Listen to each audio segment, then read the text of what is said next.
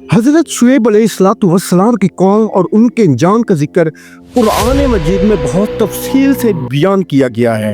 अल्लाह तबारक व तआला ने इनके किस्से को इबरत के लिए बार बार जिक्र किया ताकि इंसान इससे सबक हासिल कर सके।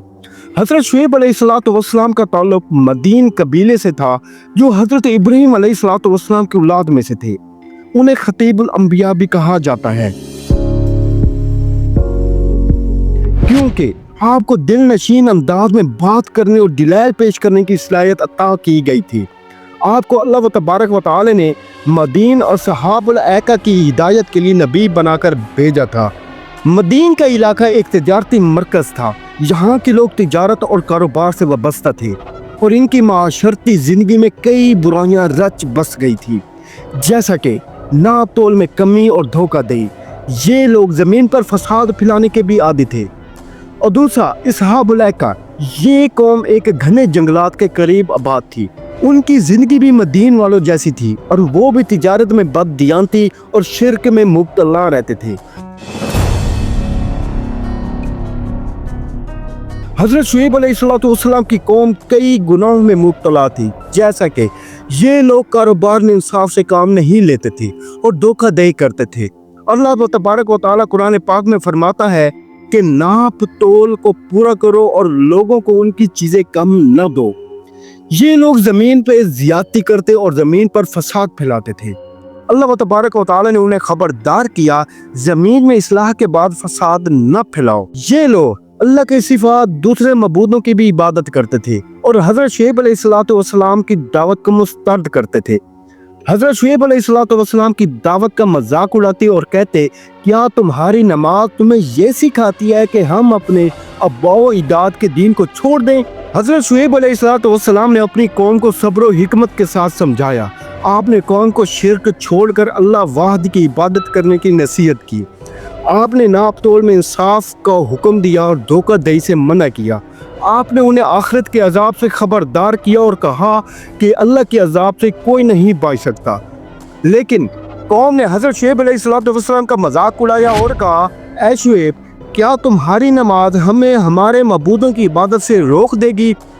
उन्होंने धमकी दी कि अगर वो बाज ना आए तो उन्हें और उनके पैरकारों को जला वतन कर दिया जाएगा।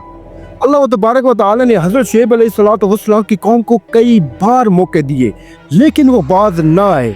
आखिरकार उन पर मुख्तलिफ इक़साम के अजाब नाज़िल हुए, जैसा कि पहले नंबर पर है शदीद ज़िलज़िला। एक शदीद ज़िलज़िला आया जिसने उनके घरों को तबाह बर्बाद कर दिया और वो ज़मीन पर उनके पड़े रह गए। और कुरान पाक फरमाता है, फिर उन्हें ज़िलज़िले ने आ पकड़ा और वो अपने घरों में ऊंधे पड़े रह गए। और एक दूसरा अजाब नाज़िल किया गया एक गरजदार आवाज़ के साथ। एक ज़ोरदार आवाज़ आई जिससे उनके दिल फाड़ दिए और वो हलाक हो गए। उन्हें एक होलनाक आवाज़ ने आ पकड़ा। कुरान पाक फरमाता है, उन्हें एक होलनाक आवाज़ ने आ पकड़ा और वो अपने घरों में मरे पड़े रह गए। और तीसरा अजाब उन पर नाज़िल किया गया जो सख्त गर्मी के बाद बादल की सूरत में था, लेकिन ये बादल रहमत की बजाय अजाब लेकर आया।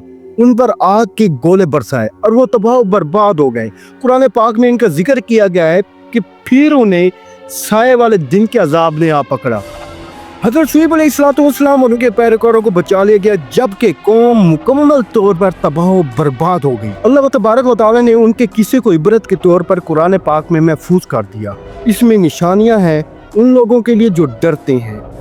हज़रत शुएब अलैहिस्सलाम की कौम का अंजाम हमें यह सबक सिखाता है कि कारोबार और लेन देन में दियानतदारी और अल्लाह के अहकाम शामिल होने चाहिए। अल्लाह की नाफरमानी हमेशा नुकसान का सबब बनती है। कुरान पाक के इन किस्सों को महज कहानी नहीं बल्कि सबक के तौर पर लेना चाहिए। ये वाक़या आज भी हमें याद दिलाता है कि अल्लाह की अताअत और नाफरमानी के नताइज बिल्कुल अटल हैं। अल्लाह हमें कुरान के किस्से से सबक लेने की तौफीक अता फरमाए। आमीन सुम्मा आमीन। दोस्तों, उम्मीद करता हूँ कि आपको हमारी वीडियो पसंद आई होगी। अगर आपको हमारी वीडियो पसंद आए तो इसे ज़्यादा से ज़्यादा लाइक करें, शेयर करें। हमारे चैनल को सब्सक्राइब करने के साथ साथ घंटे के निशान को प्रेस करके ऑल पर सेट कर दें।